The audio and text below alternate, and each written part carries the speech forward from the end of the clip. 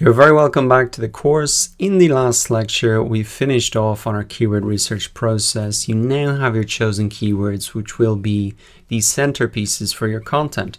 So what we need to do now is actually create content around those keywords.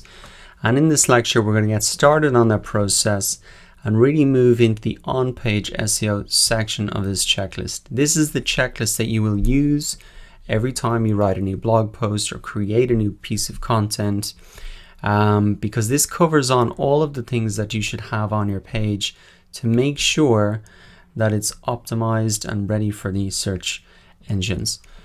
In this lecture, we're going to cover the first 3 points, and then the subsequent lectures, we're going to be working through them. So by the end of this next few lectures, by the end of this part of the checklist, you will have a perfectly optimized, SEO optimized piece of content.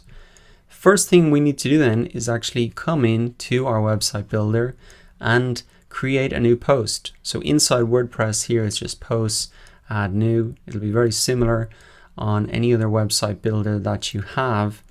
And this is where we're really going to implement every single one of these steps. Now I have my Yoast SEO plugin installed here as well. If you have a WordPress site, make sure you have this set up before we get started on this. I installed it a couple of lectures ago, but this will really help you out and remind you to complete all of these 11 steps every single time. If you don't have a WordPress site, don't worry, I've written all of the points here anyway. First thing we want to do is really pick one keyword per page, and the Yoast SEO plugin is a great reminder for this. It shows you focus keyword, so I'm going to pop that in right there, SEO checklist. And essentially what I'm going to do as an example here is rebuild this post I've already made. You're looking at a post here that has followed exactly these 11 steps, but I'm going to rebuild it from the start so you can understand the process and not just the end result. But this is an example that you can come back to again and again and have a look at. Now, after I've picked my focus keyword, what I need to really do is write the title tag. And the title tag is really what appears in these search results here. So we looked at this before. This is the title tag here. This is the title of your blog post, the title of your page. It's an extremely important indicator to Google what your whole blog post is about or page is about. And so you really want to spend a bit of time optimizing this. If you do nothing else from this list except this, well, you'd still be doing one of the most important things. So make sure you get this done at the very, very minimum. So the thing that you want to think about is every page of your website should have a unique title tag. You'll remember earlier in the course we optimized your homepage title tag. You want to do essentially the same process here for each blog post. And preferably you want to start with a relevant keyword. You want to start with your focus keyword. So I can edit my title tag here inside Yoast and get a preview of it. You can also just add it in up here as well, but I can do the work down here, and I'm going to start typing it in. So SEO checklist. It's best if you can start your post with really the keyword that you're going after. Now you don't have to do that exactly. You can see a lot of these search results haven't started with it exactly, but that's best practice to really start with your focus keyword. Now another thing that you can do to pick up some more searches is add in small modifiers like best, 2016, etc. And you can see that here that people have added these 2016, etc. in here because a lot of people do search for that. They search for checklist, templates, tools, 2016. If there is something like this that would often get updated or need to be updated, you know, people will type in small little modifiers like the date. So you can add that in if you want. And I've actually added that in my title here. If you'll notice, I've just put it at the end. So potentially I can pick up some additional searches for that term if someone types in SEO checklist, but really as well just as an indication that this is up to date and is up to date to the other ones in the search results. So now I've got my keyword in there. What else do I need to do? Well, I need to keep it at a certain length as well. You've got a limit to how long your title tag can be. It can really be 55 characters or less.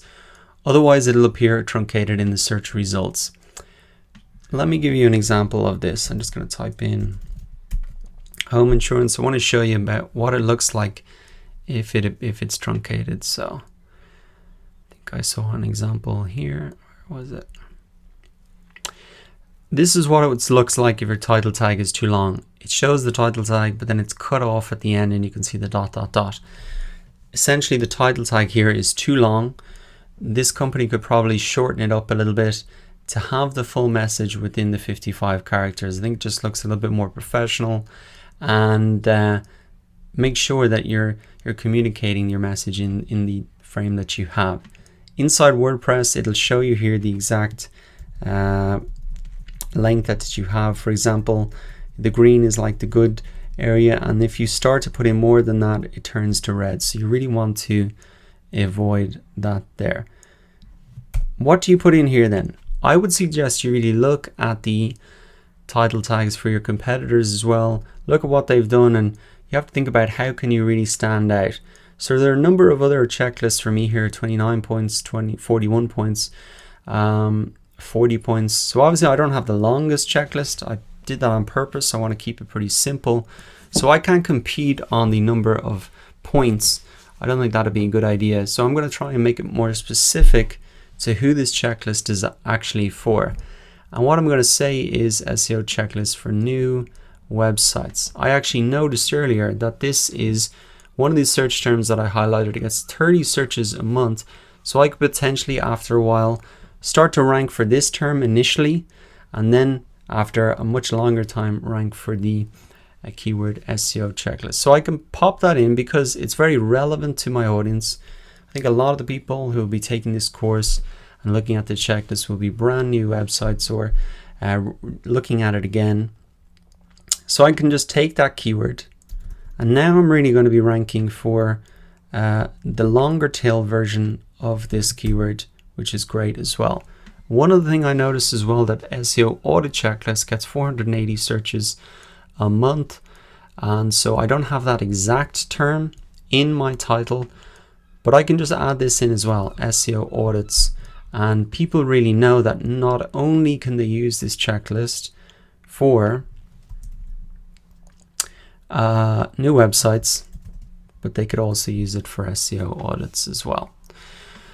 So that is really the thinking behind the title that I wrote. I would suggest you follow that process as well. Follow these rules for the title tag, and really have a look at your competitors and think about how you can stand out in the search results. Because remember, this is what the end, and this is what the process is all going to look like at the end. If everything's stacked up here and somebody's making a decision, you want to try and have a title tag that really jumps out.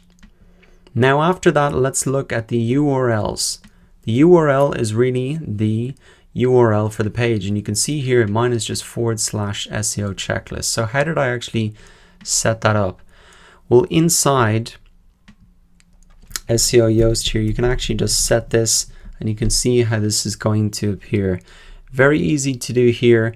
I think what you really want to avoid are URLs that look something like this. Oh yeah, here we go. You know, /p equals 123.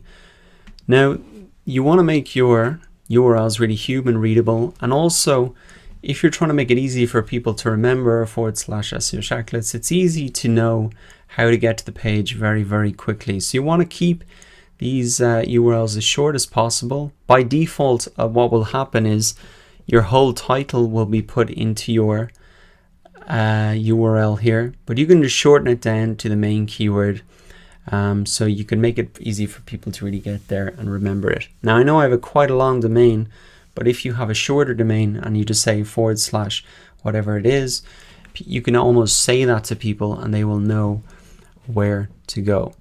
So what we have done is really cover off on the first 2 points there. I think the final thing to mention is separate your keywords in your URL with hyphens. You never want to have it like this with underscores, because Google will read that all as one word, whereas Google will read this as separate words. So that's just one final point on that. Make sure that's done there. All right, so we've already got through one of the major parts, really, getting your title and URL and having one focused keyword.